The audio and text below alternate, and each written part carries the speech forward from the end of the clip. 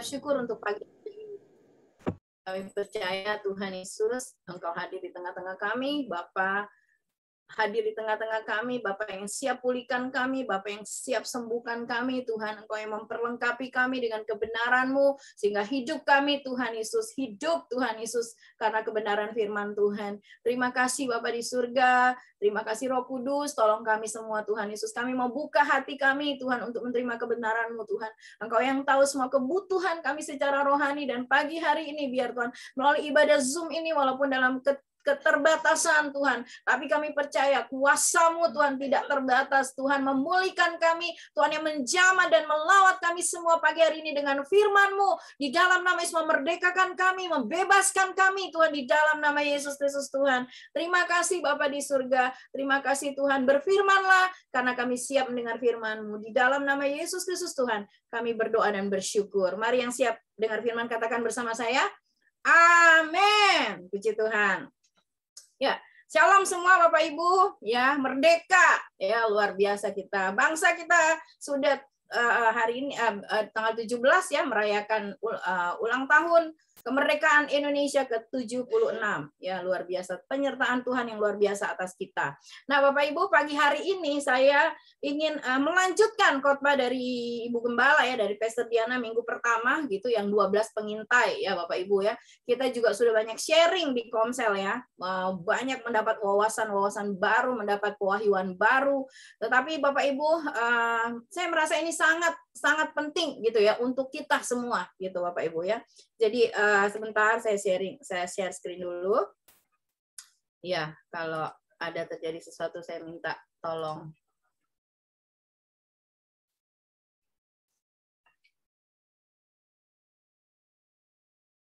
Oke. Ya, sebentar ya Bapak Ibu. Ya. Khotbah saya pagi hari ini saya beri judul, bentar. Melihat, bentar Bapak Ibu saya pin dulu sebentar. Ya, oke. Ya, saya beri judul Bapak Ibu, Seeing the Unseen, ya, atau melihat yang tak terlihat, ya.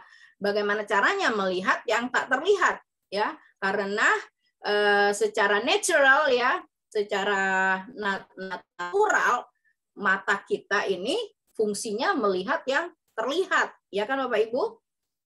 Hidup kita banyak dipengaruhi oleh visual, ya, visualisasi gitu ya. Apa yang terlihat secara kasat mata gitu ya. Dan dengan menggunakan indera penglihatan atau mata gitu Bapak Ibu ya. Tetapi Bapak Ibu, melihat dengan mata kita yang secara kasat mata ini sangat terbatas ya. Ruang gerak sangat terbatas. Juga jika kita bahkan tidak melihat ya. Misalnya kita mengalami masalah dengan mata kita atau buta gitu Bapak Ibu ya. Nah, tetapi pagi hari ini ya mungkin juga, tetapi ada banyak mungkinnya orang buta gitu yang justru mereka malah melihat dengan hati, malah mereka yang bisa lebih melihat gitu, karena mereka tidak melihat dengan mata jasmani, tapi mereka melihat dengan hati. Ya Bapak Ibu, apa yang kita lihat dengan mata jasmani kita akan sangat mempengaruhi emosi, pilihan-pilihan, dan keputusan, juga hasil hidup kita. Sekali lagi ya Bapak Ibu, apa yang kita lihat dengan mata jasmani kita ini Bapak Ibu, itu akan sangat mempengaruhi emosi, ya kan? Ya, emosi kita gitu ya, pilihan-pilihan, keputusan, juga hasil hidup kita. Coba Bapak Ibu ya, siapa yang suka belanja online di sini? Ya kan sekarang kan udah susah gitu untuk keluar-keluar gitu ya, repot gitu ya untuk keluar-keluar. Banyak orang beralih gitu ya untuk belanja online, ya kan, memakai aplikasi gitu, kemudian berbelanja, kemudian nanti kita bayar gitu ya melalui aplikasi pembayaran, kemudian barangnya diantar ke rumah kita nggak perlu keluar. Tetapi banyak sering juga Bapak Ibu ya kita kecewa gitu. Kenapa kecewa gitu? Karena Lah yang kita apa namanya, kita ekspektasi atau apa ya, harapan kita gitu ya, yang datang itu seperti apa yang kita lihat gitu. Karena ternyata di online shop itu Bapak Ibu ya, tidak semuanya yang kita lihat gitu ya pada saat itu di gambar yang termuat di toko-toko online itu sama dengan produk yang mereka jual gitu ya, dibalik dari gambar itu gitu ya Bapak Ibu. Satu saat saya pernah mau beli kipas angin nih Bapak Ibu ya. Di situ kan kipas anginnya terlihat gede gitu ya, gede, dan dia bilang ada promo gitu ya. Wah, saya langsung tertarik nih, saya bilang udah beli nih gitu ya. Kita kipas anginnya di rumah udah rusak nih gitu. Akhirnya saya beli gitu dengan harapan, dengan ekspektasi saya nih apa, kipas anginnya itu gede gitu. Tapi ketika datang Bapak Ibu ya, kipas anginnya tuh kipas angin apa ya, table gitu, ditaruh di meja yang kecil itu gitu ya. Ya, jadi tidak seperti yang saya harapkan gitu ya. Kemudian apa, melihat ya, saudara, siapa yang suka nonton drakor di sini ya, bisa nangis mewek ya sehari semalam gitu kan, nonton drakor ya, terpengaruh gitu ya, terpengaruh emosinya karena menonton visualisasi, kemudian mengcopy orang lain di media sosial, ya nggak? Ketika lihat, wah six pack gitu ya, wah saya 12 pack gitu ya, terus mau mengcopy gitu ya, itu. Tetapi akhirnya apa? Dengan apa? Misalnya dietnya kebangetan gitu, akhirnya bukannya six pack jatuh sakit Bapak Ibu ya, tidak seperti apa yang kita lihat gitu ya, itu bisa kita bawa dalam hidup kita. Jadi apa namanya, kadang-kadang apa yang kita lihat dengan kasat mata kita itu sebenarnya itu, apalagi yang di media sosial Bapak Ibu ya, apalagi sekarang banyak sekali aplikasi-aplikasi ya, aplikasi apps, apa face app gitu ya, tiba-tiba kita bisa berubah gitu menjadi siapa gitu, bintang film gitu yang kita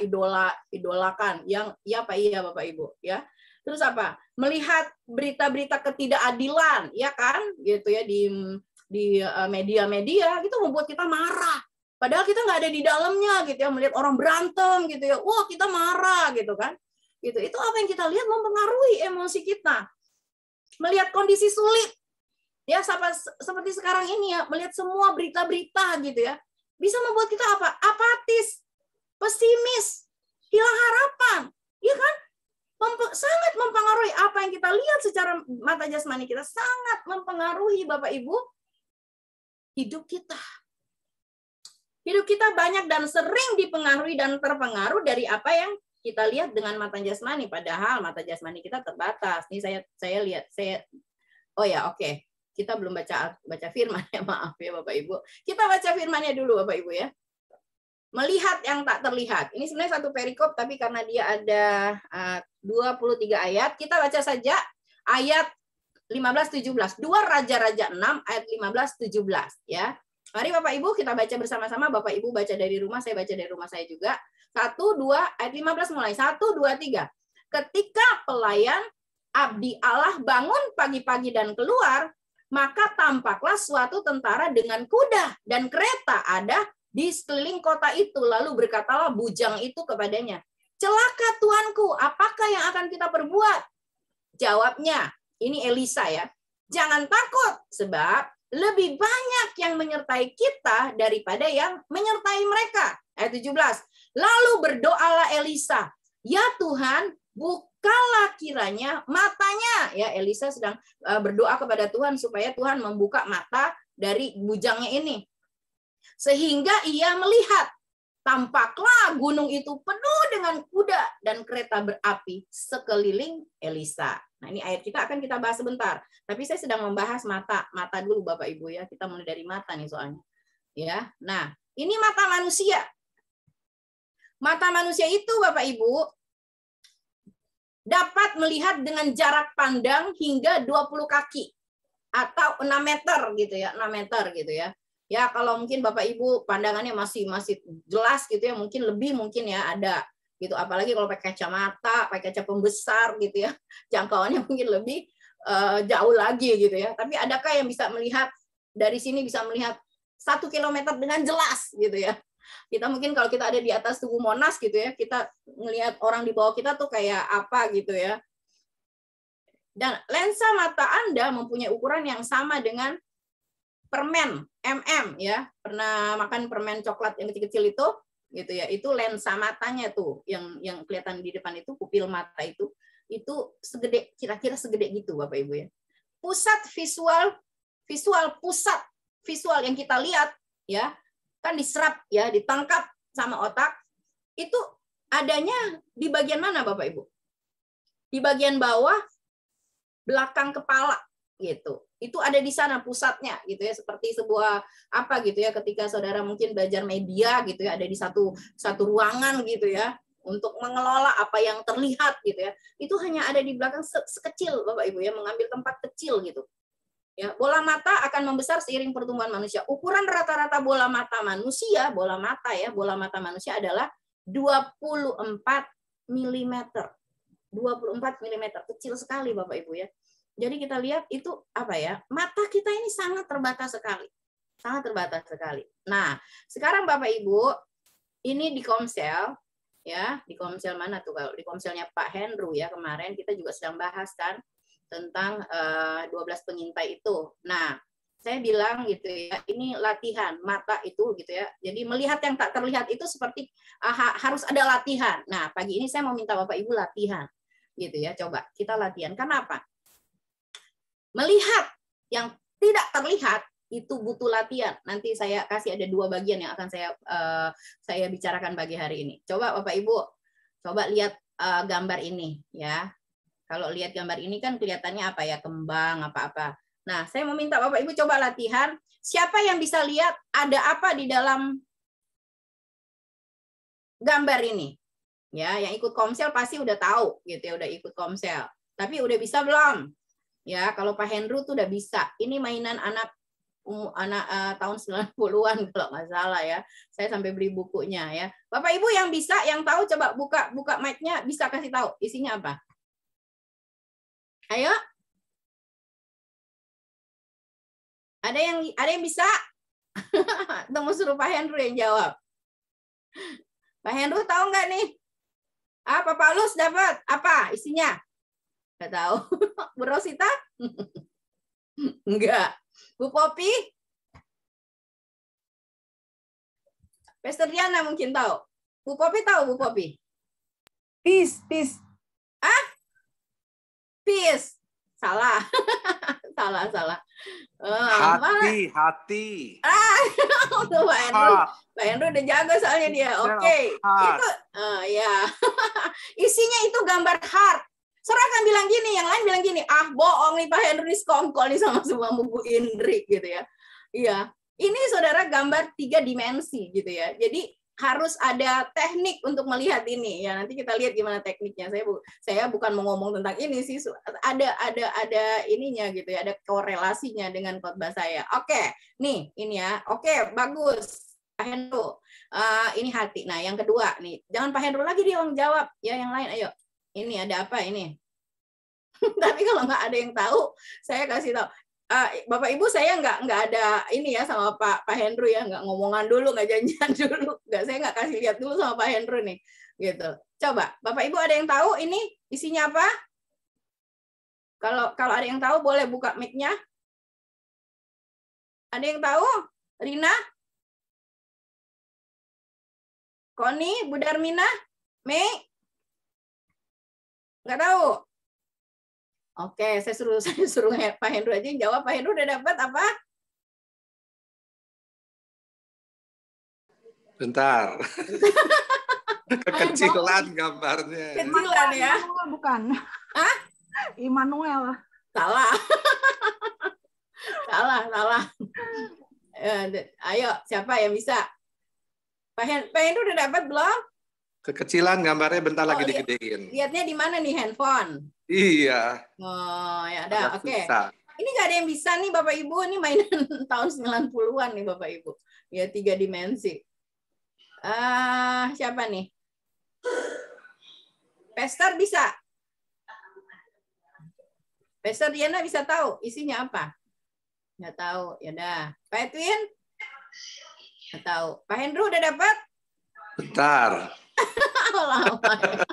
Ini pakai handphone agak susah. Tuh, ayo, ya. seeing the unseen, ya. Melihat. Mohon Kak Indri. Ya, apa? Siapa ya? Siapa nih? Ini siapa?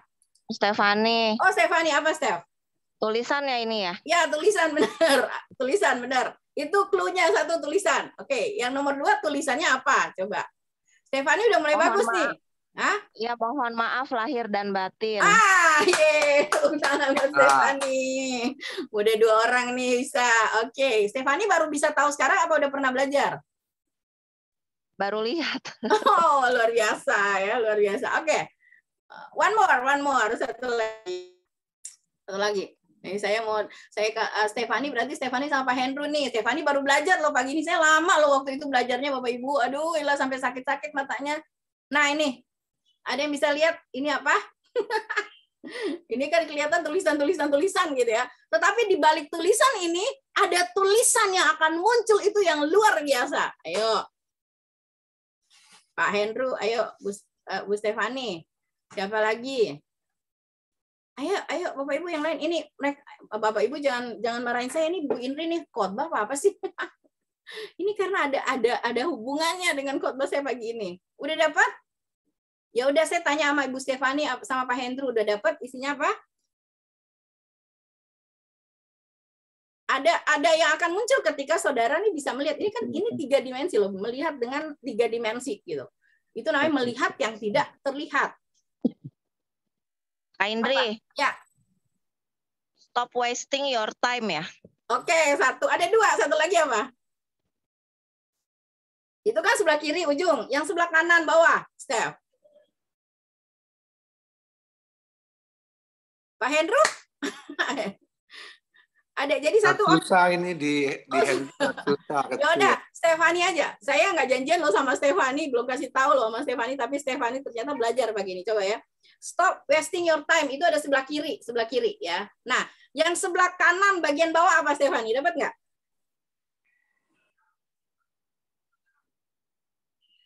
Dapat? Sebelah kanan bawah itu clue-nya. Yang satu kan sebelah kiri nih, yang tadi ya, stop wasting your time. Nah, itu ada sebelah kanan lagi. Udah dapat, Chef? Belum ya? Pak Hendro nggak dapat? Saya jawab aja ya. Ya, oke. Yang tadi yang Stefani bilang itu, stop wasting your time. Dia ada di sebelah kiri atas. Yang satu lagi, get life. Ada di sebelah kanan bawah. Ya, ada di sebelah kanan bawah. Ya, Bapak Ibu cari, kalau mau latihan bisa cari ini di Google, cari aja latihan melihat gambar 3 dimensi, ya. Oke, ya, thank you ya. Jadi ngerti ya. Nah, ini sebenarnya ada cara-caranya sih, sebenarnya saya tulis di sini ya. Latihan melihat gambar Terraform 3D. Ya, saudara bisa lihat aja di Google, saya nggak usah karena ini bukan khotbah saya gitu ya. Ya, oke. Nah, sini Bapak Ibu, saya balik lagi. Jadi melihat yang tidak terlihat ya. Hidup kita, tadi saya udah bilang ya Bapak Ibu ya. Hidup kita banyak dan sering dipengaruhi atau terpengaruh dari apa yang kita lihat dengan mata jasmani, tapi sangat jarang hidup kita dipengaruhi dengan apa yang tak terlihat secara mata rohani ya, atau iman ya Bapak Ibu. Sebentar Bapak Ibu, ini ada distraction nih saya. Kita jarang melihat dengan mata rohani atau dengan iman, yaitu pribadi Tuhan Yesus Kristus melalui firman-Nya dan karya Roh Kudus-Nya, ya kan? Ya, kita lebih sering kecenderungan kita Bapak Ibu itu melihat apa yang terlihat dengan mata jasmani, gitu ya. Jarang kita bisa melihat dengan mata rohani kita bisa melihat pribadi Yesus, kita bisa melihat firman-Nya, kita bisa melihat janjinya. Itu kadang-kadang itu harus di-push dulu gitu ya. Kadang-kadang harus dikotbahin bolak-balik gitu ya. Baru kita bisa memakai mata rohani kita. Nah, tadi kan nanti kita belajar ya. Tadi kita udah latihan gitu Bapak Ibu yang melihat yang tidak terlihat, yang tersimpan di dalam sebuah gambar. Bahkan saya tulis di sini, bahkan seorang Yohanes Pembaptis yang pada awalnya percaya bahwa Yesus itu Mesias, akhirnya menjadi ragu Bapak Ibu. Kenapa? Karena kesulitan yang dihadapinya. Yohanes Pembaptis gagal melihat Yesus sebagai Tuhan karena dia terpengaruh dengan apa yang dilihat dengan mata jasmaninya. Waktu itu dia dipenjara, Bapak Ibu ya, dipenjara oleh Herodes. Nah, Bapak Ibu, ia terpengaruh dengan apa yang dilihatnya dengan mata jasmaninya, yaitu kesulitan hidup. Betapa banyak kita, kesulitan hidup kita, saudara, membuat kita tidak bisa melihat Yesus, tidak bisa melihat firman-Nya, tidak bisa melihat janjinya. Lupa. Padahal sering banget dikotbahin ya. Wah, dikotbahin di gereja, di ibadah-ibadah, di komsel, dimanapun Bapak Ibu ya, kita dengar YouTube, dari kita berkelana dari satu YouTube ke YouTube yang lain, dengar firman semuanya. Tetapi ketika kesulitan datang gitu ya, semua itu buyar. Kita tidak bisa melihat dengan mata rohani. Kesulitan hidup kadang membuat kita meragukan keilahian Yesus. Karena kita terpengaruh dengan apa yang kita lihat di depan mata jasmani kita. Padahal firman Tuhan mengatakan 2 Korintus 5 ayat 7, sebab hidup kami ini adalah hidup karena percaya, bukan karena melihat. Ya, percaya di sini adalah apa, Bapak Ibu? Melihat dengan mata rohani, melihat dengan mata iman. Percaya, melihat yang tidak terlihat. Ya, percaya itu melihat yang tidak terlihat. Kita akan bahas sebentar Ibrani 11 ayat 1 ya. Nah, nanti kita lihat cerita dari yang kita baca tadi tentang Elisa. Kemudian tadi Saudara ya, saya ke PowerPoint saya dulu. Oke. Nah, ini Bapak Ibu ya. Bagaimana kita bisa melihat yang tidak terlihat? Bagaimana kita bisa melihat ya kenyataannya Tuhan? Bagaimana kita bisa melihat dalam dimensinya Tuhan? Gitu ya. Karena apa Bapak Ibu? Semua yang ada di dunia ini Bapak Ibu, itu semuanya tidak kekal. Semuanya banyak yang apa? Semuanya banyak yang kamuflase. Apa yang kita lihat dengan mata jasmani kita kadang itu hanyalah fata morgana, bahkan banyak yang membuat kita menjadi gagal. Bahkan menghancurkan hidup kita. Nah, Bapak Ibu kita lihat yang kita baca ayat-ayat tadi ya. 2 Raja-Raja 6 ayat 16 saya tulis di situ ya. Bapak Ibu bisa baca di situ. Jangan takut sebab lebih banyak yang menyertai kita daripada yang menyertai mereka. Nah, ini kenapa nih Elisa bisa ngomong seperti ini? Kalau kita baca Bapak Ibu ya dari ayat 8 itu menceritakan bahwa Raja Aram ini sedang berperang melawan Israel. Ya, dia mungkin rapat gitu ya dengan pegawai-pegawainya gitu ya. Rapatnya itu nanti kalau Saudara baca di bawah saya baru lihat rapatnya itu tuh di kamarnya dia gitu loh. Ya. Nah, dia kasih tahu strateginya gimana gitu ya, strategi untuk berperang melawan Israel gitu. Dan kemudian Bapak Ibu kalau Saudara baca gitu ya, ayat 9, tetapi abdi Allah menyuruh orang kepada Raja Israel mengatakan, awas, jangan lewat dari tempat itu. Jadi strategi perangnya dari Raja Aram ini itu diketahui sama Elisa. Bagaimana mungkin Elisa tidak ada di sana, Bapak Ibu? Elisa tidak ada di sana. Elisa ini seorang nabi, ya, nabi yang mendapat pewahyuan, mendapat pesan-pesan nubuatan gitu untuk disampaikan kepada bangsa pilihan Tuhan. Saudara lihat, Saudara ya, Elisa diberikan kemampuan ilahi melihat dengan mata rohani, mata dengan iman. Dia melihat yang tidak terlihat oleh orang-orang lain. Gitu sampai akhirnya gitu ya, dia bilang ke Raja Israel, jangan lewat sini gitu loh. Kenapa? Ya karena ini Raja Aram punya strategi perangnya kayak begini gitu loh. Jadi dia kasih tahu dia seperti mata-mata, tapi mata-matanya tuh di dalam dimensi roh gitu Bapak Ibu ya, bisa lihat. Itulah sebenarnya nabi-nabi dipersiapkan seperti itu oleh Tuhan. Kemudian Bapak Ibu, ketika akhirnya mereka lihat, loh kok ini berperang tapi mana nih yang kita mau perangin gitu ya. Wah ternyata Israel udah tahu nih strategi kita. Raja Aram marah banget. Dia panggil pegawai-pegawainya, dia interogasi ya, siapa tahu ada di antara pegawainya yang menjadi mata-mata nih. Sampai akhirnya kasih tahu sama Raja Israel, ya, sama tentara Israel gitu strategi perangnya.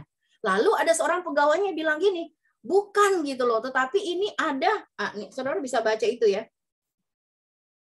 Ayat 12, tetapi berkatalah salah seorang pegawainya, tidak tuanku raja, melainkan Elisa nabi yang di Israel, dialah yang memberitahukan kepada raja Israel tentang perkataan yang diucapkan oleh tuanku di kamar tidurmu, Bapak Ibu ya, di kamar tidurmu.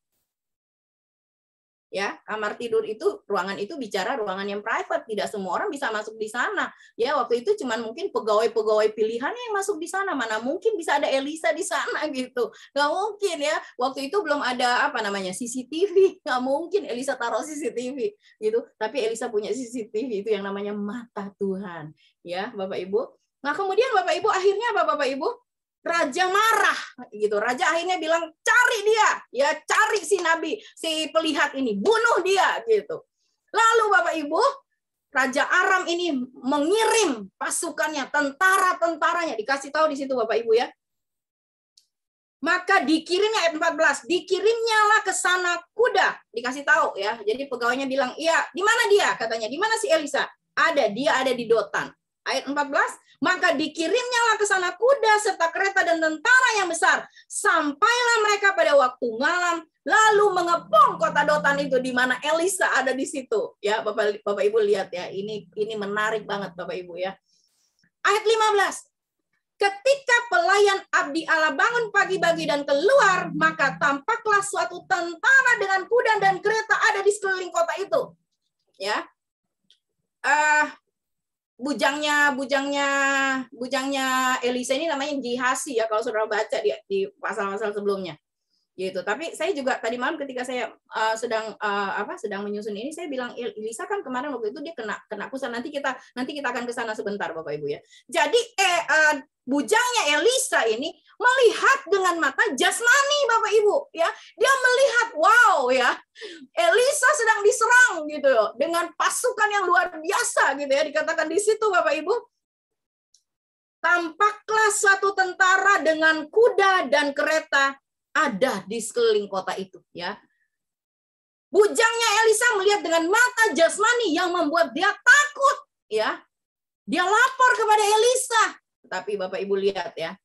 Bapak Ibu lihat, seorang yang memiliki panca indera yang sudah dilatih secara rohani ya, melihat dengan mata rohani. Ayat 16, jawab Elisa, jangan takut. Sebab apa Bapak Ibu? Lebih banyak yang menyertai kita daripada yang menyertai mereka. Mungkin GHC akan bilang ini, gila nih Tuhan saya nih, yang ada di sini cuma berdua gitu loh. Gitu. Ini yang datang ini tuh mungkin nggak tahu ribuan, nggak ditulis di situ ya. Gitu, tapi yang penting banyak ditulis di situ. Gitu, kita di sini cuma berdua, tetapi Elisa bisa bilang yang menyertai kita lebih banyak dari yang menyertai mereka. Bapak Ibu, melihat dengan mata jasmani dan melihat dengan mata rohani itu sangat-sangat jauh perbedaannya. Sangat jauh perbedaannya. Nah, saya tulis di sini Bapak Ibu ya. Ketajaman iman Elisa itu dihasilkan dari sebuah proses. Ya, dia diangkat dari menjadi nabi itu dan kemudian itu dia melewati proses loh Bapak Ibu ya. Dia melewati proses. Ya, waktu itu dia kan suka ngangon kerbau gitu ya. Dia bukan orang yang pintar, dia bukan orang dari orang yang berada gitu, dipilih oleh Tuhan. So Bapak Ibu jangan takut gitu. Kalau Bapak Ibu merasa saya ini nggak ada apa-apanya, nanti dulu Bapak Ibu ya. Bapak Ibu adalah pilihan-pilihannya Tuhan ya. Tuhan tidak pernah terpengaruh dengan siapa kita di masa lalu kita, tapi Tuhan sangat terpengaruh dengan siapa kita di masa saat ini. Ketajaman iman Elisa dihasilkan dari sebuah proses ketika dia didapatkan oleh Elia itu ya. Dari perintah Tuhan, kamu harus mengurapi Raja Israel, kamu harus mengurapi nabi yang akan menggantikan kamu gitu. Ya, akhirnya didapatlah Elisa. Lalu Elisa dimentor Bapak Ibu. Ya. Jadi mentor harus jadi apa dulu Bapak Ibu? Jadi menti dulu. Saudara, bagaimana melatih mata iman kita ini, mata rohani kita, itu harus melewati semua proses. Nggak bilang kutuk-kutuk lagi, maaf. Kucuk-kucuk gitu ya, tiba-tiba bilang gini, Tuhan bicara pada saya. Saya melihat ini itu gitu. Penglihatan macam-macam, mulai ngeroh-ngeroh. Bapak Ibu, jika engkau mengatakan saya mendapatkan pesan dari Tuhan, saya melihat ini, melihat itu dihasilkan dari sebuah proses. proses engkau mengenal Dia yang akan memberikan message-nya kepada umatnya melalui engkau. Jadi mentor, jadi menti dulu Bapak Ibu ya. Elisa ini jadi menti dulu. Menti itu maksudnya orang yang dimentor, ya. Orang yang dimentor ini meneladani teladan yang dilihatnya. Elisa dimentor Elia, di empowering, di equipping, didampingi, diperlengkapi dan dimaksimalkan potensinya Bapak Ibu, ya. Selama melayani Saudara, Elisa terus mengikuti Elia. Dimanapun Elia pergi, Elisa melihat betapa luar biasa Tuhan memakai, Elisa melihat betapa Tuhan luar biasa memakai Elia. Dan Bapak Ibu, Elisa tidak hanya mendapatkan pengetahuan pengetahuan tentang tugas seorang nabi dari Elia, tetapi Elisa mendapat pelajaran hidup dari Elia. Sebelum naik ke surga, kalau Bapak Ibu bisa baca itu ya, baca sendiri Bapak Ibu di 2 Raja-Raja 2 ayat 1 sampai 18. Sebelum Elia naik ke surga, Elisa menunjukkan hasil mentoringnya Elia. Ya, Bapak Ibu, kalau kita bilang kita mentor gitu ya, harus ada hasil dari mentoring kita. Ya, jadi tanda tanya jika sebuah gereja tidak menghasilkan menti-menti yang sudah siap menjadi mentor. Elisa, Bapak kalau baca di situ ya, sebelum naik ke surga, Elisa menunjukkan hasil mentoring Elia. Apa sih itu? Setia pada panggilan. Ya, ketika Elia mengatakan kamu dari Gilgal ya, udah kamu di sini aja ya Elisa, karena Tuhan menyuruh saya ke Betel. Elisa tidak mau tinggal, Elisa terus ikut. Kemudian dari mana lagi? Dari Betel. Tuhan menyuruh Elia ke Yeriko. Elisa terus ikut. Ya, dari Yeriko sampai ke Yordan, Elisa terus ikut. Apapun yang terjadi, Elisa sudah belajar tentang kesetiaan. Bapak Ibu, dari mana ketajaman iman Elisa? Dihasilkan dari sebuah proses. Proses apa Bapak Ibu? Proses menjadi menti, ya, di mentor. Bapak Ibu, kalau banyak di antara kita hari-hari ini hidup kita bebas merdeka gitu ya. Kita lakukan sesuka hati kita. Mungkin karena Bapak Ibu tidak punya yang namanya mentor secara rohani. Ya, di Komsel Bapak Ibu bisa di mentor. Di sana ada gembala-gembala sel.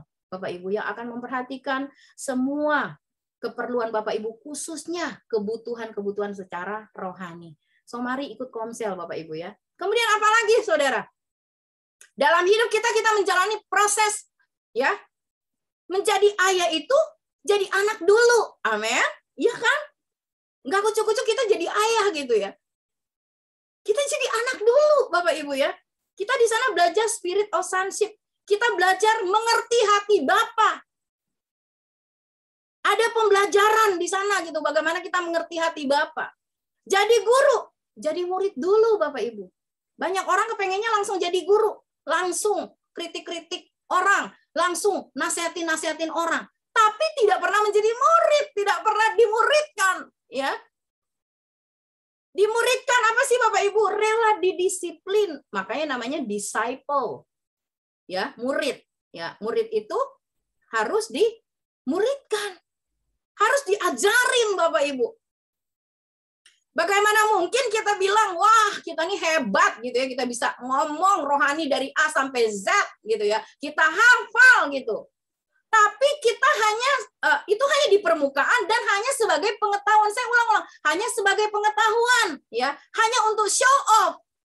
Kita tidak akan melihat kekayaan yang besar di dalam firman Tuhan. Kita tidak akan bisa melihat harta karun yang tersimpan dalam firman Tuhan. Karena kita menjadikan itu pengetahuan. Kalau kita jadi murid, kita bukan cuma belajar firman, Bapak Ibu. Tapi kita belajar didisiplin dari firman itu. Jika ada yang salah, kita ditegur. Supaya apa? Kita menjadi lebih baik lagi. Jadi yang dipimpin, Bapak Ibu. Jadi pemimpin dulu, Bapak Ibu. Jadi pemimpin dulu. Saya ingat dulu ya, ada anak TK gitu ya. Dia kan sok-sokan gitu ya. Dia ngerasa dia paling heboh. Di kelas dia paling hebat. Suka marah-marahin, suka suruh-suruh teman-temannya. Nah, satu saat guru kepala sekolahnya masuk ke dalam. Dia panggil anak ini. Ya, bukan dia panggil, dia katakan gini. Pemimpin di kelas ini adalah ibu, katanya. Wali kelas, kepala sekolah. Pemimpin di sekolah ini adalah ibu. Jadi anak-anak harus mengikuti ibu ya, gitu. Lalu selesai itu, dia datang, anak ini datang ke ruangan kepala sekolahnya. Dia bilang gini, ibu kenapa ibu bilang kita harus ngikutin ibu, katanya. Teman-teman harus ngikutin saya, katanya gitu. Ibunya bilang gini, nak, kamu harus belajar dulu ya. Kalau kamu bisa taat sama ibu, nah kamu akan belajar bagaimana teman-teman kamu tuh bisa taat sama kamu. Bapak Ibu jadi murid, jadi guru harus jadi murid dulu. Jadi pemimpin harus jadi yang dipimpin dulu, Bapak Ibu. Di sana ada apa? Ada yang namanya tunduk dan taat. Ya. Kita bermimpi mungkin ya, wah semua gitu ya, apa yang kita imani terjadi. Makanya saya bilang kayak kemarin saya ngomongkan gitu ya, orang deklarasi firman Mazmur 91 ayat 1 sampai ayat yang ke-13. Wah heboh tiap hari. Iya saya juga bilang, saya juga deklarasi loh Mazmur 91. Tapi bukan Mazmur 91 itu seperti menjadi apa ya? Seperti sebuah apa sih namanya tuh? Apa yang orang bilang, saya jadi lupa. Ya. Kita jangan buat mantra, itu Bapak Ibu. Mantra. Itu dia tuh. Thank you Bapak Budi. Tuh susah banget sih. Itu jangan buat itu seperti sebuah mantra gitu ya. Jadi ketika kita ngomong gitu ya, wah itu harus terjadi. Nah, ketika itu tidak terjadi gitu ya, bahkan ada hal di sebaliknya terjadi, kita apa? Jadi kecewa sama Tuhan. Karena apa? Kita lupa ayat 14 sampai ayat 16. Gitu di sana dikasih tahu siapa sih orang yang diluputkan Tuhan? Siapa sih orang yang dilindungi Tuhan? Orang yang apa? Melekat sama Tuhan. Orang yang mengenal Tuhan. Ya Pak, iya Bapak Ibu. Ya. Jadi jangan sok-sokan gitu ya. Kita apalagi yang orang yang suka ngerogro, sorry banget gitu loh, ya. Suka bilang saya dengar dari Tuhan, tapi tidak ada proses gitu loh dalam kehidupannya ya. Proses mengiring Tuhan, proses ketaatan, proses ujian, iman dan lain-lain sebagainya gitu.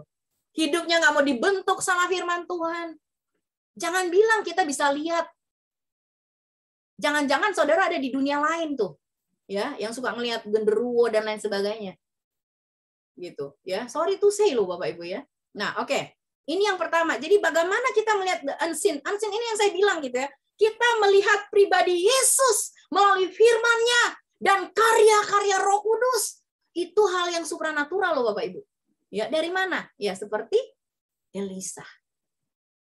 Elisa mengatakan status statement yang luar biasa. Kata Elisa, di tengah ketakutan dari bujangnya, dia katakan, "Jangan takut."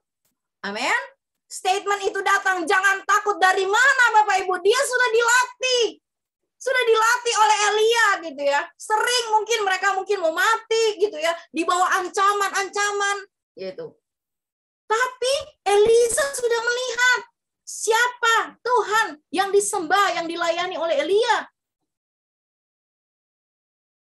Ketajaman iman kita lahir dari sebuah proses. Amin. Ya, kemudian itu yang pertama, latihan loh. Makanya tadi saya bilang ya, kita lihat 3 dimensi itu nggak bisa semua kalau cuma ngelihat gitu doang nggak bisa.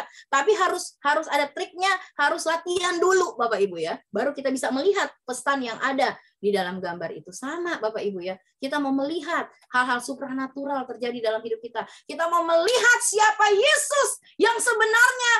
Saudara butuh yang namanya proses ya, latihan. Nih saya catat di sini Bapak Ibu ya. Latihan harus ada apa Bapak Ibu? Kemauan ya.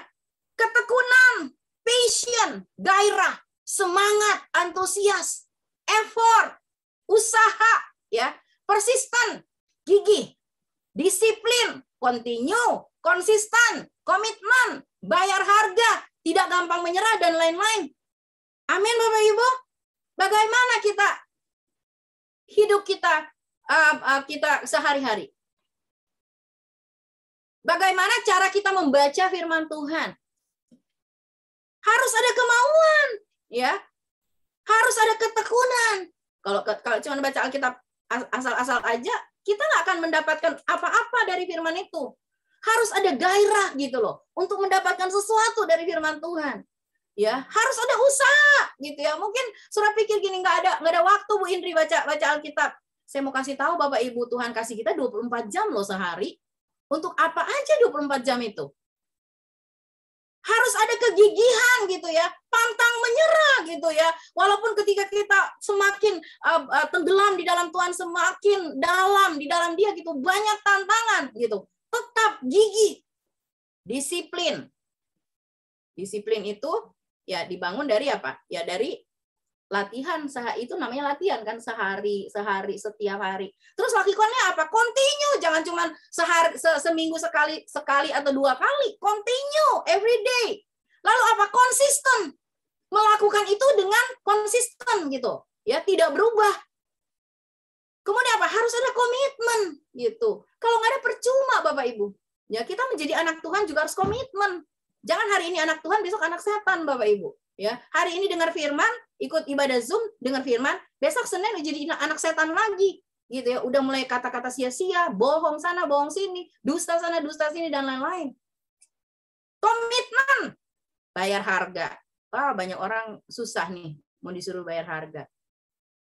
Nggak bisa gitu loh, nggak bisa meninggalkan daging hidup lama, nggak bisa. Tidak gampang menyerah dan lain-lain. Ini kan harus dilatih gitu Bapak Ibu, nggak bisa kucuk-kucuk datang langsung terjadi gitu. Ini bicara latihan ya, baca Alkitab itu bicara latihan, lakukan gitu loh. Kalau saudara lakukan 1 hari, Bu, saya baca 1 ayat aja, oke nggak apa-apa. Nanti tapi kalau udah sebulan, saudara bilang sama saya, Bu, saya baca 1 ayat aja. Saya mungkin akan bilang sama Bapak Ibu, bukan nggak apa-apa, ada apa-apanya nih, gitu. Ada apa-apanya kalau cuman udah sebulan nih, cuman baca 1 ayat doang. Saudara akan bilang, tapi 1 ayat itu powerful. Iya, firman Tuhan ini berapa ayat Bapak Ibu? Alkitab ini berapa ayat? Lakukan firman Tuhan. Amin. Renungkan dan lakukan. Kita akan semakin banyak kebawahan, semakin peka akan suara Tuhan. Ya, apa yang tidak terlihat dengan mata jasmani Bapak Ibu, kita akan bisa lihat dengan mata rohani kita. Ya. Pak Budi tuh sering banget gitu kalau bawa firman gitu, Pak Budi tiba-tiba gitu ya, mau mandi lah, mau apa, tiba-tiba Tuhan bicara. Itu bukan kucuk-kucuk Tuhan bicara langsung. Ada prosesnya. Pak Budi belajar gitu ya, ikut apa namanya? Ikut bahkan mimpin konsel gitu, dengar firman, dengar orang lain menyampaikan firman. Itu ada prosesnya. Kemudian latihan apa lagi? Latihan deklarasi iman. Tapi bukan kayak tadi saya bilang itu jadi mantra Bapak Ibu ya. Deklarasi firman, deklarasi iman. Kita akan semakin kuat Bapak Ibu ya. Puasa. Nah ini Bapak Ibu puasa. Kita mungkin lupa sekarang ya. Tapi mari belajar Bapak Ibu ya. Semakin kita akan semakin mengerti. Puasa itu bukan cuma nahan makan, nahan minum Bapak Ibu ya. Tetapi ketika berpuasa itu kita memiliki penguasaan diri Bapak Ibu ya. Dan kita terus membangun hubungan sama Tuhan. Di sana kita akan mengerti kerinduan Tuhan. Saat teduh pribadi ya. Di sana ada doa, pujian, penyembahan, meditasi firman. Meditasi firman itu maksudnya bukan sekedar baca gitu, tapi ketika saudara baca, minta pewahyuan dari Roh Kudus. Roh Kudus sedang bicara apa kepada saya tentang firman ini. Ya kalau bisa ada buku gitu saudara. Saudara, maksud saya gini loh, mari kita serius gitu loh. Serius dengan Tuhan. Masa untuk dunia ini kita sering serius gitu ya, usaha lah, apalah, bisnis. Wah, seriusnya minta ampun gitu ya. Kalau bisa kerja kaki di atas kepala di bawah gitu loh. Kalau mau kerja dengan serius untuk dapatkan uang. Masa untuk perkara rohani gitu Bapak Ibu ya. Kita tidak bisa serius. Asal aja baca Alkitab gitu, enggak minta pewahyuan dari Tuhan. Saudara, saat teduh pribadi di mana saudara kita membangun hubungan kita dengan Tuhan. Di sana melalui doa. Ya, doa adalah komunikasi dengan Tuhan. Melalui pujian dan penyembahan kita naikkan syukur, kita mengatakan bahwa kita butuh Tuhan. Meditasi firman, saudara ya. Merenungkan firman itu.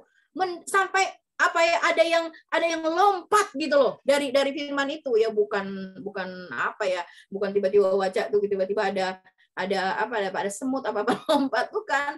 Ada sesuatu gitu yang lompat gitu yang membuat kita terkaget gitu ya, seperti dibangun gitu. Wow, ternyata saya salah, harus begini gitu Bapak Ibu ya. Apalagi latihan iman melayani jiwa-jiwa, Bapak Ibu ya. Pak Petrus dalam setiap khotbahnya selalu gitu ya. Ayo ya, kita melayani jiwa-jiwa. Di situ akan melahirkan empati. Kita akan semakin berempati, kita akan semakin melihat kebutuhan orang ya, daripada hanya melihat kebutuhan sendiri. Bersyukur. Ini latihan loh Bapak Ibu ya. Nggak gampang. Bersyukur di saat semuanya ada, di saat semuanya tersedia, ya bisa itu kita lakukan ya, gampang kita lakukan. Tapi bisa nggak kita bersyukur pada saat-saat sulit? Pada saat kita mengalami seperti ada jalan buntu di depan kita, pada saat kita sepertinya di depan kita ada pintu-pintu yang tertutup. Bisa nggak kita bersyukur? Ini harus apa? Latihan Bapak Ibu. Latihan dari satu masalah, bersyukur. Bersyukur kepada Tuhan. Kenapa? Tuhan tahu segala sesuatu. Amin Bapak Ibu. Ketika kita bersyukur, kita akan melihat kekuatan dari ucapan syukur gitu. Ya kan ada lagunya, ada mujizat dalam bersyukur. Ketika latihan menjadi gaya hidup, Bapak Ibu, ketika latihan-latihan itu sudah menjadi gaya hidup ya, sudah terbiasa. Orang yang olahraga misalnya pertama tuh susah gitu olahraga, tuh sakit semua badan, tapi dia lakukan terus. Akhirnya apa? Sudah menjadi sesuatu yang apa? Sudah terbiasa gitu Bapak Ibu. Dan apa? Itu apa? Akan membawa kebaikan loh, ya. Ketika latihan menjadi gaya hidup kita akan menemukan hidup kita dalam dimensi atau realitanya Tuhan. Ini namanya supernatural life, ya. Supernatural, hidup yang supernatural. Supernatural itu kan beyond natural ya, maksudnya melebihi natural, melebihi yang alami gitu, yang jasmani. Kita akan mulai dapat melihat apa yang tidak bisa dilihat dan dipahami mata jasmani, ya. Kita melihat satu masalah Bapak Ibu, ketika kita sudah dilatih oleh firman, itu akan apa? Itu akan membuat kita membuat kesimpulan-kesimpulan yang benar. Ketika kita sudah dilatih tadi, Bapak Ibu, ya. Contohnya apa? Tidak sulit menunggu waktu Tuhan. Ya. Kita sudah mulai dilatih menjadi sabar menunggu waktunya Tuhan. Tidak sulit melihat rencana Tuhan.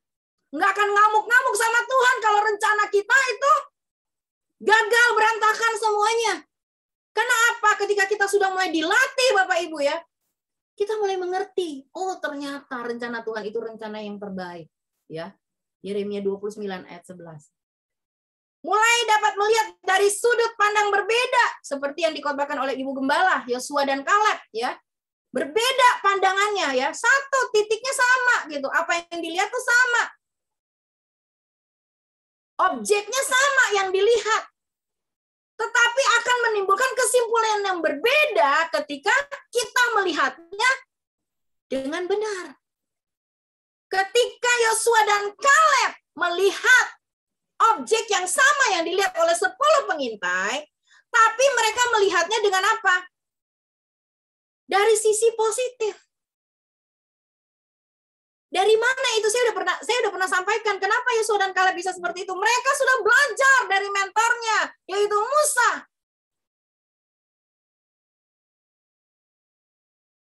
Berpikiran positif akan menyebabkan kita bisa berkata-kata positif. Dari kata-kata positif itu akan menyebabkan kita bisa bertindak positif. Coba lihat aja Bapak Ibu, kalau kita berpikiran negatif, pasti banyak kata-kata kita yang negatif. Bertindak juga pasti negatif. Percaya deh. Amsal 18 ayat 21 mengatakan hidup dan mati kita dikuasai lidah. Siapa suka menggemakannya akan memakan buahnya. Dari mana kata-kata negatif itu? Ya dari sini loh, dari pikiran. Dari pikiran akan menguasai jiwa kita. Dia menguasai tubuh kita.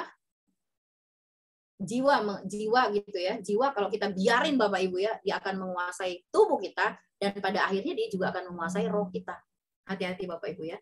Melihat masalah dan kesulitan hidup bukan lagi sesuatu yang menakutkan, tapi akan menjadi kesempatan melihat kemuliaan Tuhan. Ini apa? Dihasilkan dari apa? Latihan. Seperti Elisa. Elisa sudah apa ya? Matanya sudah diperbaharui, bukan mata jasmani. Maksudnya dia dapat melihat dengan mata rohani. Kenapa? Karena dia mengalami proses, Bapak Ibu ya. Ketika mengikuti Elia, melayani Elia, melihat semua yang diperbuat Elia, belajar dari sana.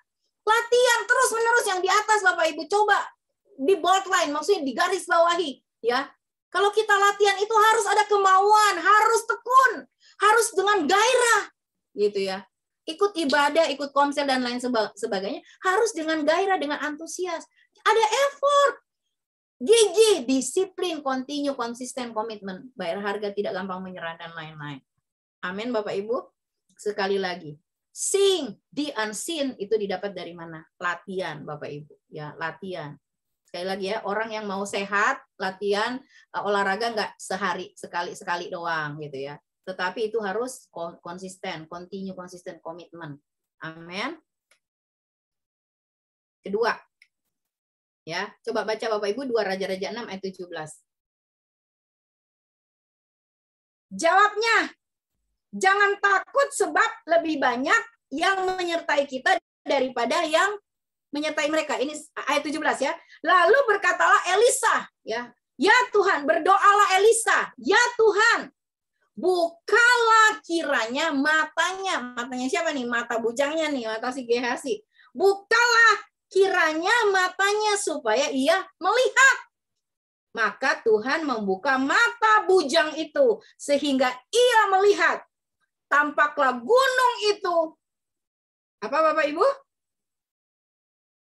Tampaklah gunung itu penuh dengan kuda, kereta berapi sekeliling Elisa, ya, yang tidak bisa dilihat dengan kasat mata.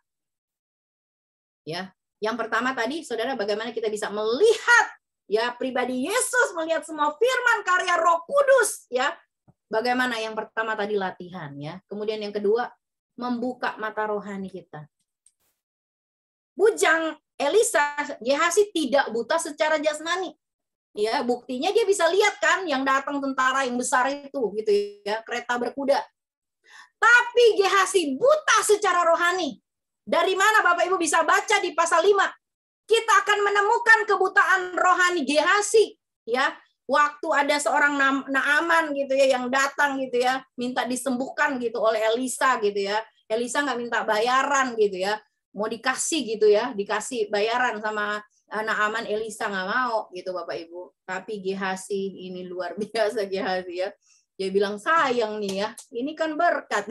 Kenapa ditolak gitu ya. Akhirnya dia kejar Naaman dan minta tuh. Akhirnya apa? Dia bawa pulang dan akhirnya ketahuan sama Elisa. Elisa bilang, apa yang kau lakukan ini? Gehazi buta secara rohani. Bapak Ibu, buta rohani itu tidak mengenal kebenaran.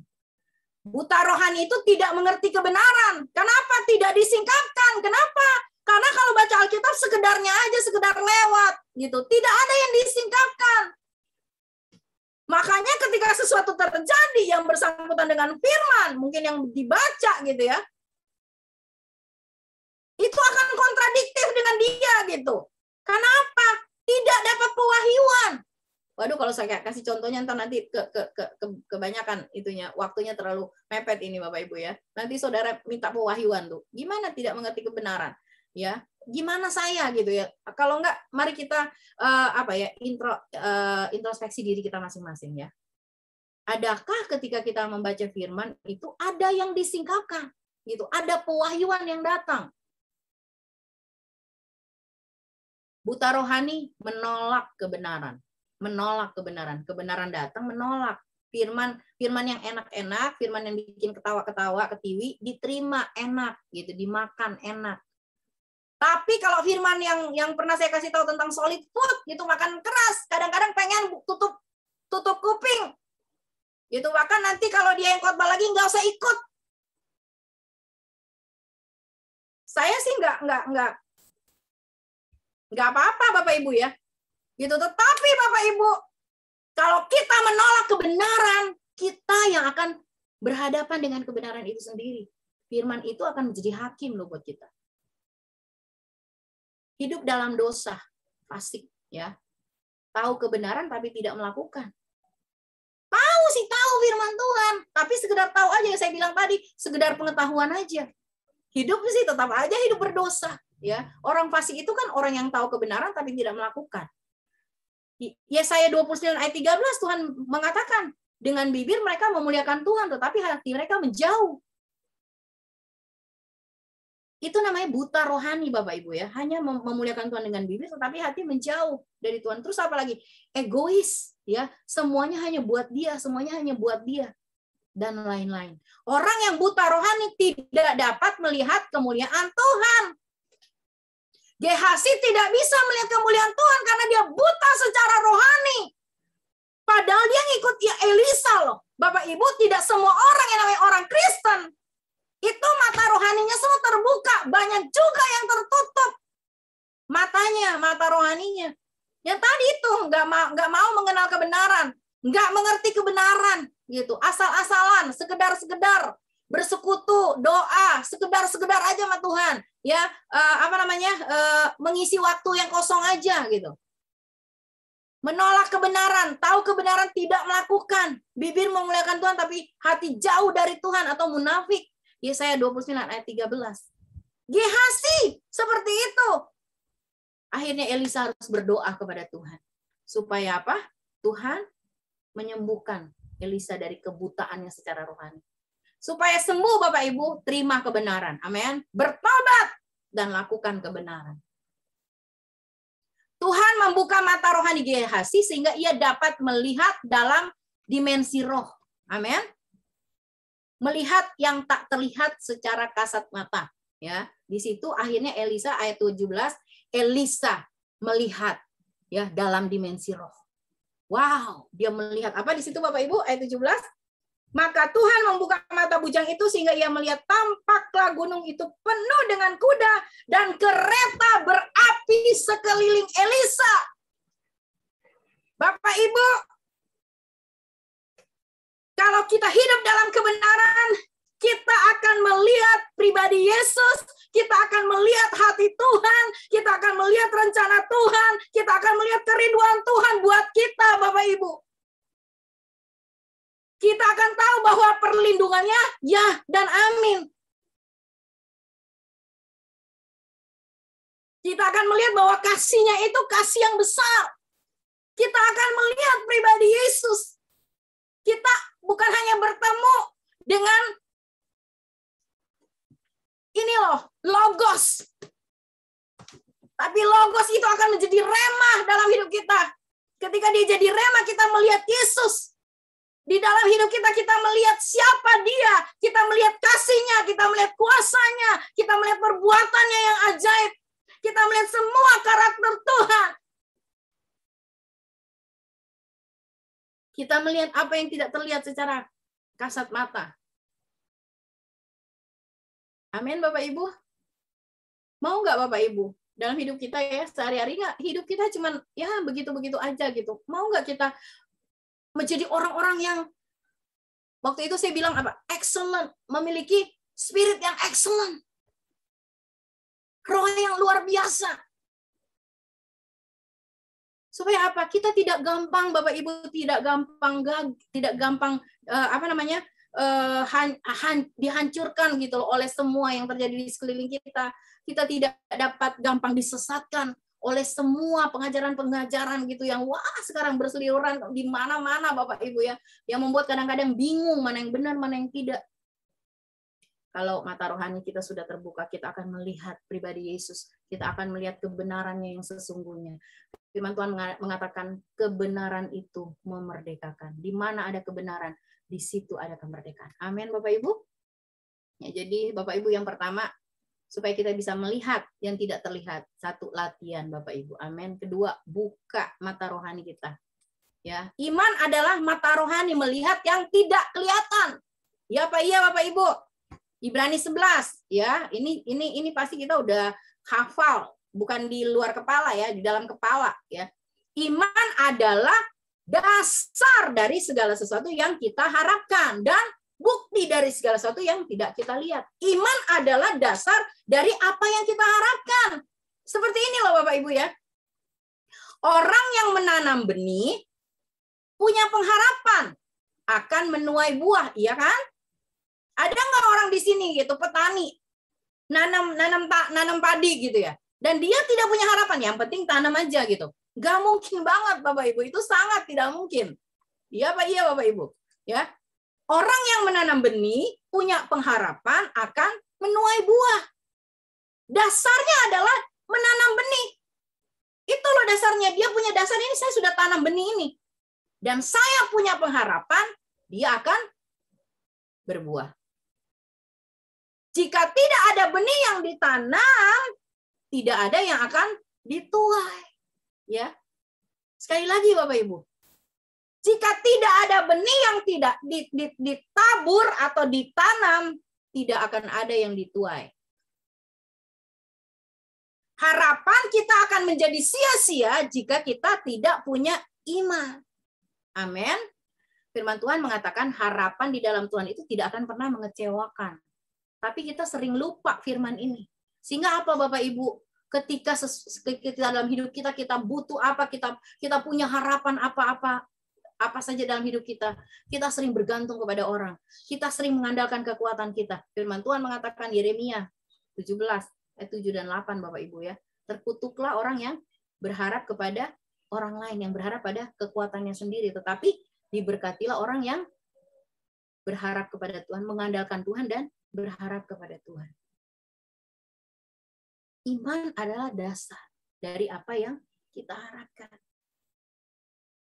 Iman adalah bukti dari segala sesuatu yang tidak kita lihat. Orang yang menanam benih itu adalah bukti Bapak Ibu, ya enggak? Ya. Dia nanam benih nih ya, nanam benih. Benih itu adalah bukti bahwa itu satu saat akan menjadi buah. Belum terlihat, apalagi kalau benih yang ditanam gitu ya, di dalam tanah gitu. Tidak terlihat gitu loh. Mungkin kalau dia bilang gini, nih saya nanam misalnya nanam durian gitu ya.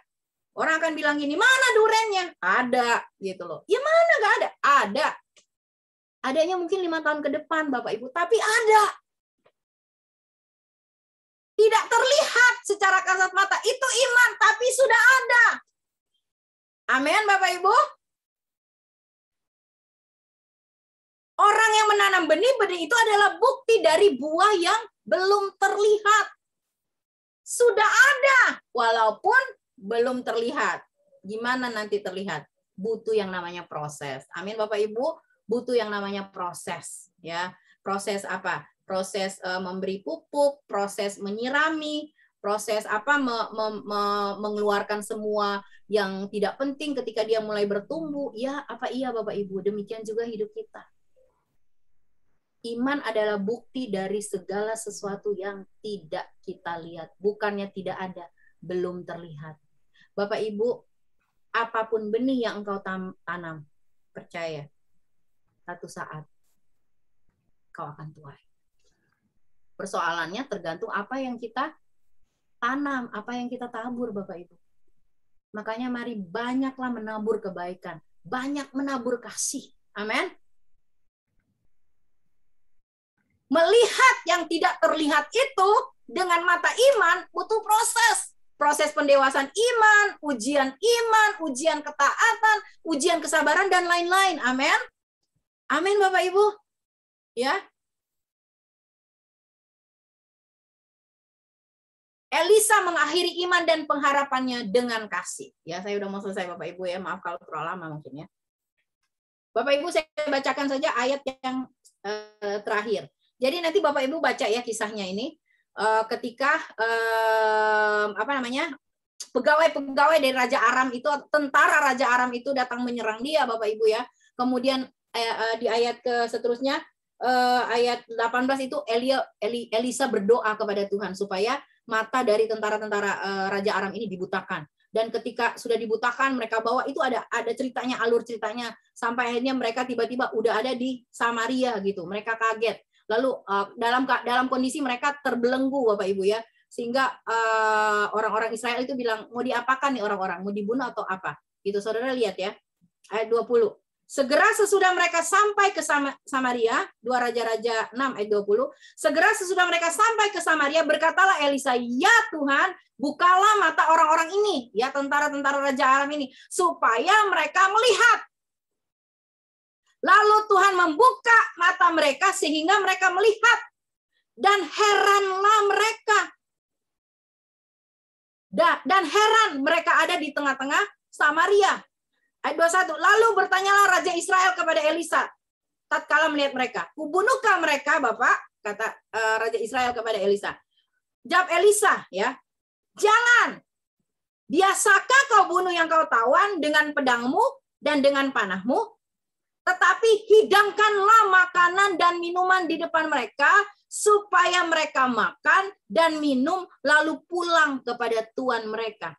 Ini kan seperti sesuatu yang aneh gitu ya. Ini musuh nih, ya. Sudah ada nih, sudah dibawa Tuhan nih. Gitu ya. Harusnya dibinasakan gitu. Tetapi di sana kan tidak ada perintah Tuhan untuk membinasakan mereka. Gitu. Tetapi lihat ya Bapak Ibu ya, ini sesuatu yang luar biasa. Ayat 22. Disediakannya lah bagi mereka jamuan yang besar, maka makan dan minumlah mereka. Sesudah itu dibiarkannya lah mereka pulang kepada tuan mereka. Saudara lihat, orang-orang yang datang mau menangkap dan membunuh Elisa, saudara lihat apa yang dilakukan Elisa. Elisa membalas kejahatan dengan kebaikan. Tapi jawabnya, ini kita sudah baca tadi ya, "Jangan, bisakah kau bunuh yang kau tawan dengan pedangmu dan dengan panahmu, tapi hidangkanlah makanan dan minuman di depan mereka." 1 Korintus 13 ayat 13. Demikianlah tinggal ketiga hal ini, yaitu apa Bapak Ibu?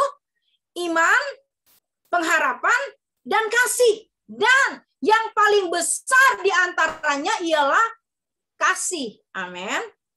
Kasih. Bapak Ibu, iman dan pengharapan akan membawa kita kepada hal yang paling penting dari semuanya, yaitu kasih. Amin. Melihat yang tidak terlihat itu seperti ini loh saudara.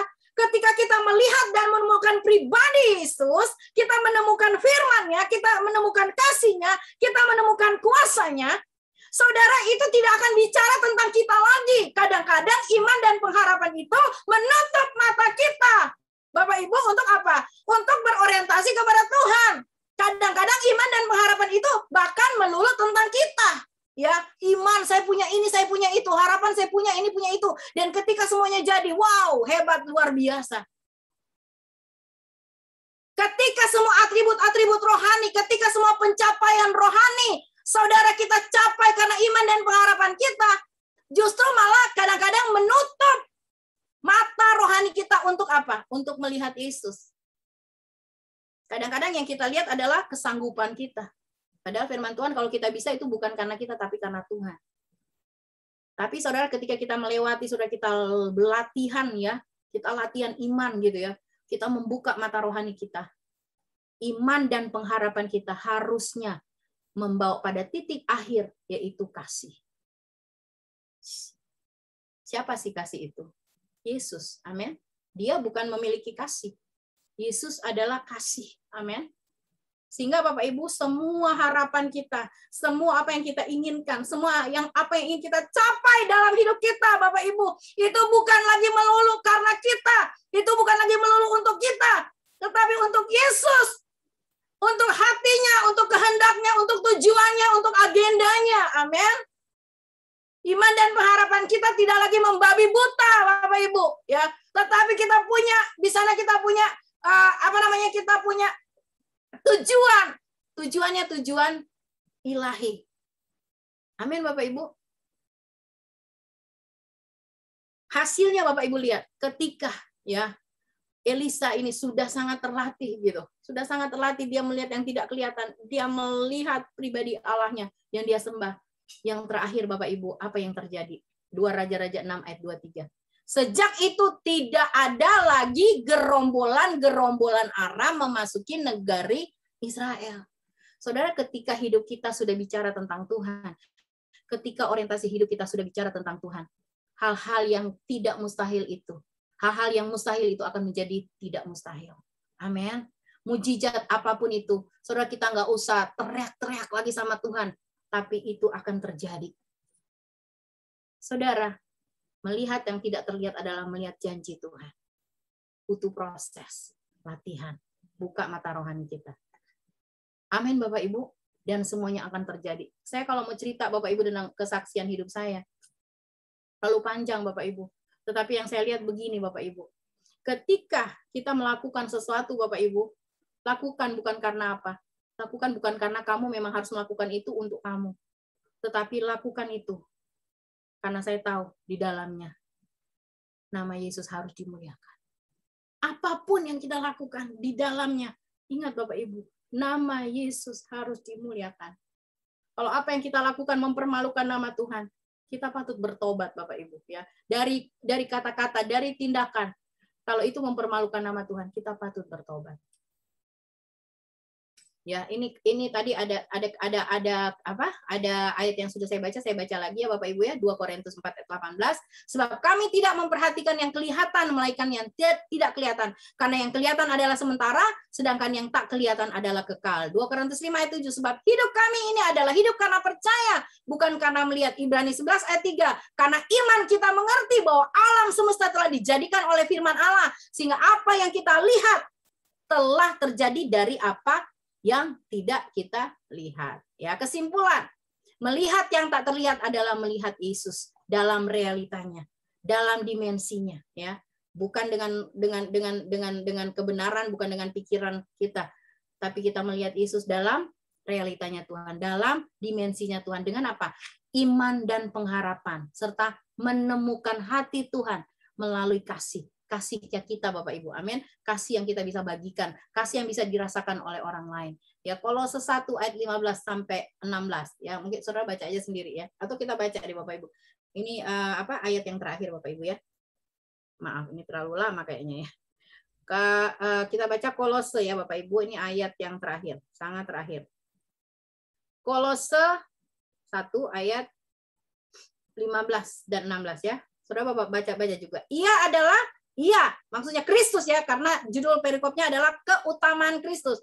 Ia atau Kristus adalah gambar Allah yang tidak kelihatan, yang sulung lebih utama dari segala yang diciptakan. Karena di dalam Dialah, di dalam Kristuslah telah diciptakan segala sesuatu yang ada di surga dan yang ada di bumi, yang kelihatan dan yang tidak kelihatan, baik singgasana maupun kerajaan, baik pemerintah maupun penguasa. Segala sesuatu diciptakan oleh Dia dan untuk Dia.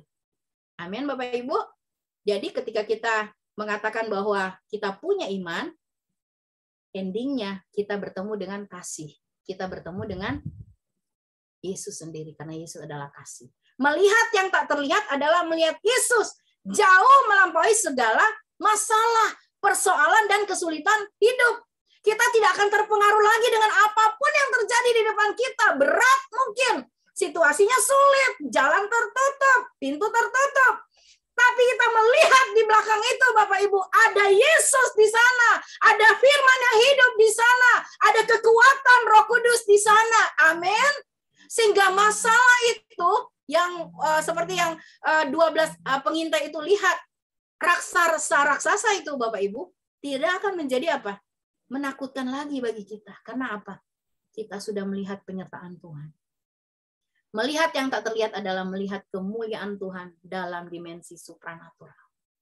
Bapak Ibu, hidup kita harusnya endingnya adalah Yesus. Amin. Tujuan hidup kita menjadi seperti Yesus.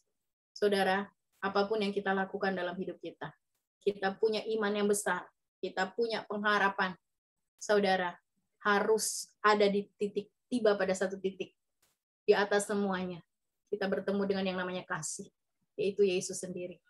Dan kalau Yesus yang adalah kasih memberikan hidupnya buat orang lain, mari Bapak Ibu jangan hidup buat dirimu sendiri. Ya, hari-hari ini Saudara, banyak orang di sana, banyak orang kesulitan. Ya, saya beberapa hari ini Saudara mendoakan orang-orang yang hidupnya sulit, Bapak Ibu ya. Saya juga bilang sama Tuhan, Tuhan bagaimana apa yang harus saya lakukan? Bukan hanya sekedar doa saja untuk mereka. Apa yang bisa kita lakukan Bapak Ibu ya. Kalau kita tidak bisa menolong mereka dengan apa yang mereka butuhkan mungkin secara materi atau apapun, paling tidak Bapak Ibu mari doakan. Mari doakan ya. Saudara bisa menghubungi tiap hari, bisa menghubungi siapa saja Saudara ya, untuk Saudara doakan. Itu akan sangat berarti di masa-masa yang sulit ini. Saudara, itu akan sangat berarti. Saudara, sekali lagi melihat yang tak terlihat adalah melihat Yesus, melihat kemuliaan Tuhan. Amin Bapak Ibu. Puji Tuhan. Mari kita berdoa. Bapak, terima kasih untuk firman-Mu yang datang kepada kami, Tuhan. Terima kasih karena kami tahu dalam hidup kami, Tuhan, sering Tuhan Yesus kami tiba di titik bahwa diri kami adalah pusat dari segala-galanya. Tetapi hari ini kami belajar, Tuhan, melihat yang tidak terlihat adalah melihat Engkau, Tuhan Yesus, dengan kacamata rohani, melihat Yesus, melihat kasih-Mu, melihat kuasa-Mu, melihat semua yang ada di dalam pribadi Yesus. Engkau adalah firman yang hidup. Seharusnya kami menemukan Tuhan Yesus, Engkau Tuhan Yesus, ketika kami melakukan segala hal dalam hidup kami, Tuhan Yesus. Dan Tuhan, kami belajar Tuhan Yesus, untuk Yesus adalah tujuan hidup kami. Menjadi seperti apa yang Tuhan inginkan, itu adalah tujuan hidup kami, Tuhan. Tiap hari kami bukan hanya melulu, Tuhan mikirin gimana kami bisa hidup, gimana kami bisa bertahan hidup.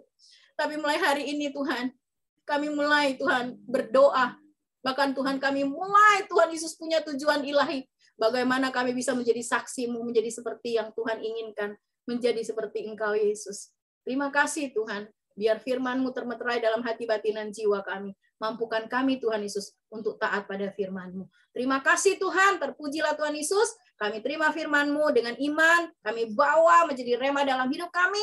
Dan kami lakukan seperti apa yang Tuhan mau. Terima kasih Bapa, di dalam nama Yesus Kristus Tuhan kami berdoa dan bersyukur. Haleluya. Amin. Puji Tuhan. Saya serahkan pada Ibu Rosita.